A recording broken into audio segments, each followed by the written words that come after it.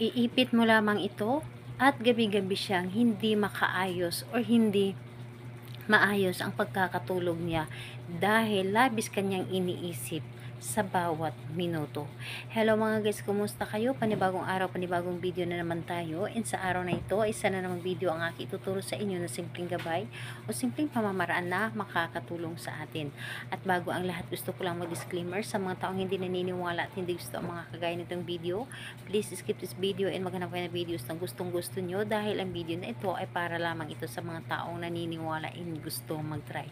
Sa lahat po ng mga nagko-comment dito sa aking video dito sa loob ng aking channel, mag-ingat sa lahat ng mga nagre-reply sa inyo na dinadala kayo sa kanilang WhatsApp Imo app upang makaiwas po tayo sa scam. Ngayon ituturo ko sa inyo paano nga ba siya hindi makakatulog o paano nga ba na lagi kanyang iniisip sa gabi-gabi, yung tipong hindi niya alam ang gagawin niya dahil gusto kanyang makita o hindi niya alam ang gagawin niya dahil gusto kanyang makasama, gusto kanyang mayakap, gusto kanyang makausap.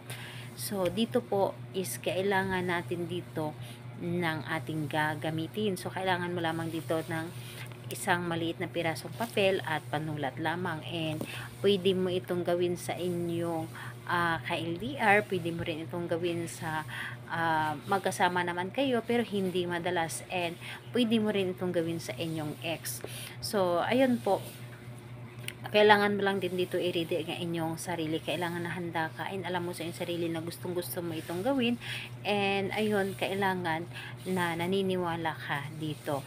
So ayun, kapag ready ka na ay pwede mo na itong umpisan. So ang gagawin mo lamang dito ay dito sa isang papel ay isulat mo lamang dito ng 3 bisis ang kanyang pangalan tulad po nito. Kailangan buo po yung pangalan niya at apelyido isulat mo dito. And kapag naisulat nyo na dito ang kanyang pangalan at apelyido ng 3 bisis, ay lagyan mo lamang ito ng energy. Paano? Irarab mo lamang ito dito sa inyong papel or sa inyong palad ang papel.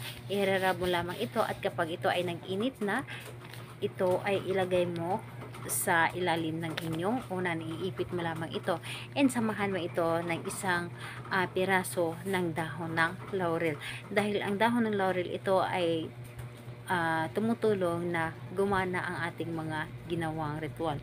So iipit mo lamang dito sa gitna ang dahon ng laurel at ilagay mo ito sa ilalim ng inyong unan. Ipaipit mo lamang ito at asahan ninyo ang taong ginawan mo nito ay 100% na hindi makakatulog sa gabi dahil ikaw ang lagi niyang iniisip dito.